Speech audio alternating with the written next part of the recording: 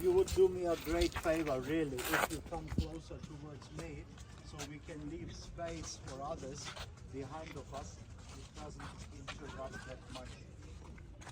I don't know, but sometimes, you know, I think, is the world a more violent place today, or was it more violent back in the antiquity? Are we more civilized? I don't believe so.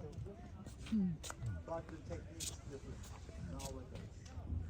So as usual, of course, in the days when this kind of cities used to be alive, there was enemy attacks a lot.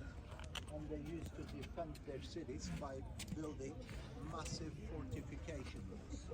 If you look to the location of Hierapolis, it was actually very well protected, because first of all, in the background, you see mountains, so no enemy is so stupid to attack passing the mountain. If you look to the front of the city, we have seen where the travertines are into a steep slope, so an enemy attack from the front is almost impossible as well. That's why the city used to have massive fortification walls at the south, beginning at the edge of the slope, stretching to the foot of the hills in the background. Another wall was on the northern end, but from that one, almost nothing remained. Here, we actually have a pretty good situation, because including this gate, the fortification was got reconstructed in this direction in order to give the visitor an idea. It's not showing the original height. It was much higher. But this is a reconstruction in order to give the visitor the walls were looking like. If you look in this direction, okay. wait.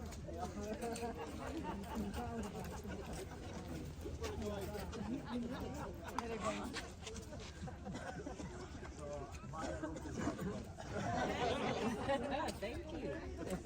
Because look, if you look in this direction, you see all these lines going.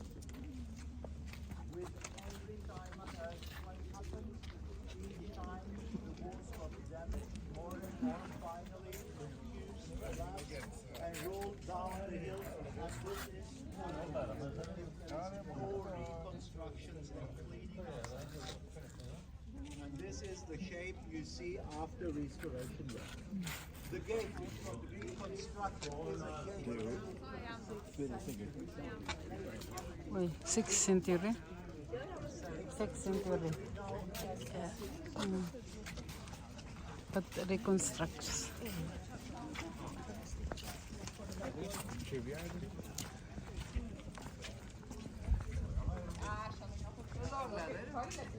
Walking to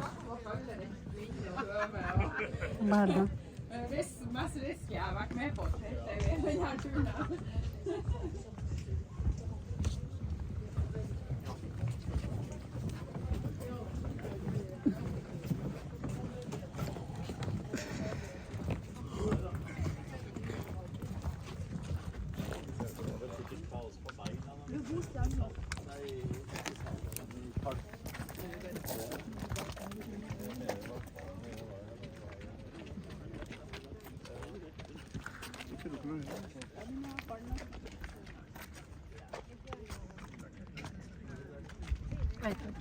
Sorry.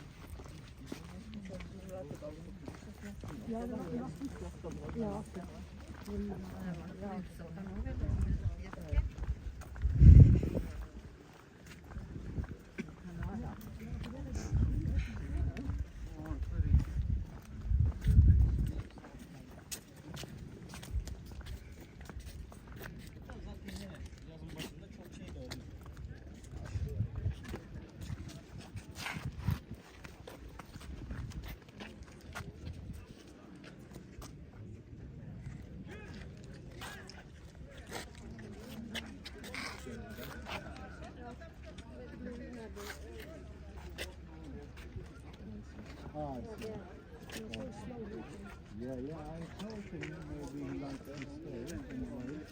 But no, he says he wants to join. So what can I do?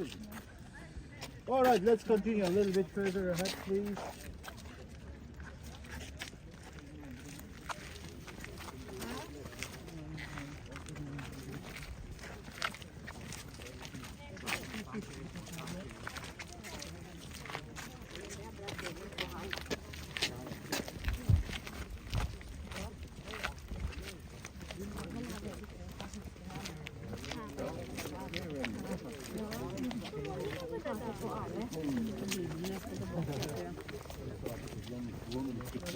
Because you sweat and then you get a wind and then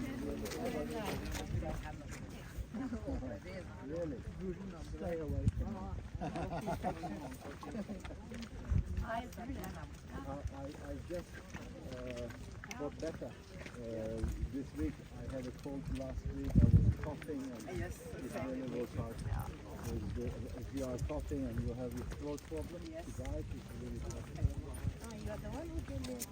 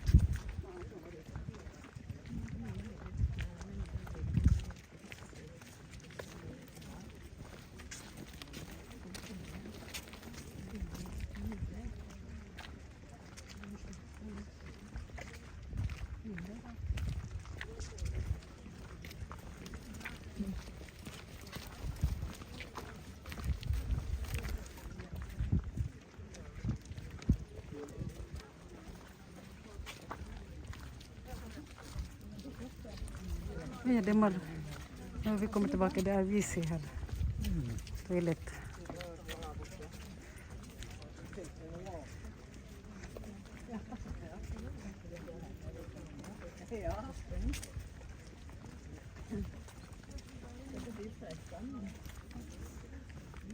Se på den här.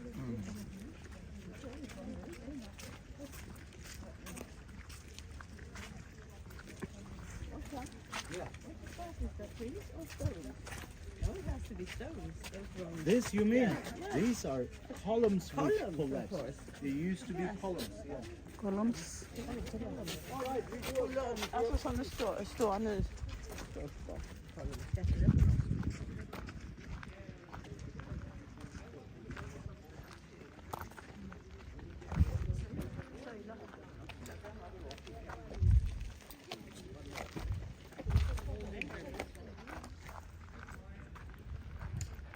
So look, all the way we are already walking through the ancient city, but if you look around you see not much of it remains. Like 10 years ago they excavated a spot over there right after the gate. You've noticed the standing columns. Just a few got re-erected. According to the inscriptions, it used to be a... Are you going for this guy? Yeah. Thank you. Oh, there is another one on. Okay.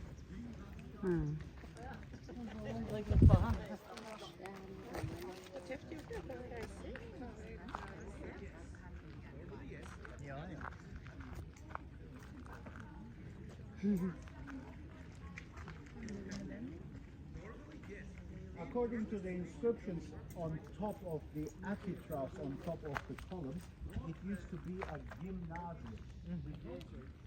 Everyone knows in many languages, in many countries, this today is the name for a school because it was a place of education, but not only.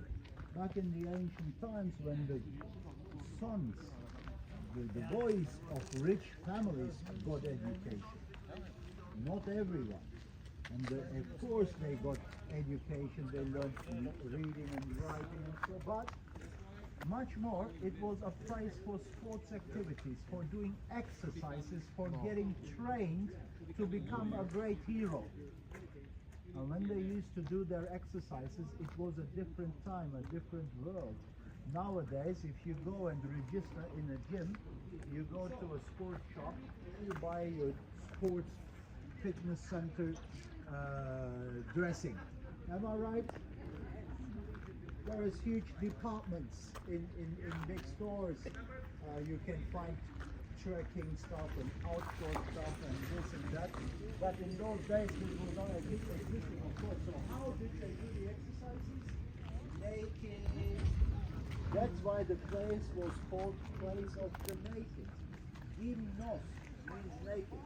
But we are using this word in a completely different sense nowadays, as like hundreds of other words, which we have in our languages. From the Greeks, we are not even aware that it is actually a Greek word. What a word it must be for the Greeks. Huh? Especially for the Greeks. So, and look, I mean, every day you say telephone, television, telephone, that's all Greek words. Hundreds of words in modern languages. We're just not aware anymore. So, you see, not much of the city remains, but there is an ancient theater which you can see. You can decide yourselves if you like to go and see it. If you ask me, we are going to see a much bigger one the day when we are in Ephesus. And it's the same architecture, it is the same function, it is just a smaller one here, and it takes, of course, some time to get there. If you do it, I will tell you later how to get there. And furthermore, where you see the crane at the moment, the University of Pamukkale here in Denizli is doing excavations in Hierapolis, and they are at the moment doing restoration works at the so-called plutonium. Plutonium is something we still know today, right? Plutonium we all know, but where does it come from? In Roman mythology, Pluto was the god of the underworld. Remember my words about the volcanic activities, why we have the hot water springs here. Tomorrow on our way to the coast, for example, we're going to pass a region, everyone will notice about huge pipes in the landscape. This is a facility which goes bigger and bigger because there is hot steam coming out of the earth, which nowadays is used for geothermal power production. And here in Hierapolis, there was a crack in the earth through which poisoned gases were streaming out. These gases, they were so much poison that even when birds flew over that crack and breathed the poisoned gas in, immediately died and fell off. Such a poisoned gas it was, and of course they were very tricky in those days. They turned it to a cult, saying or believing that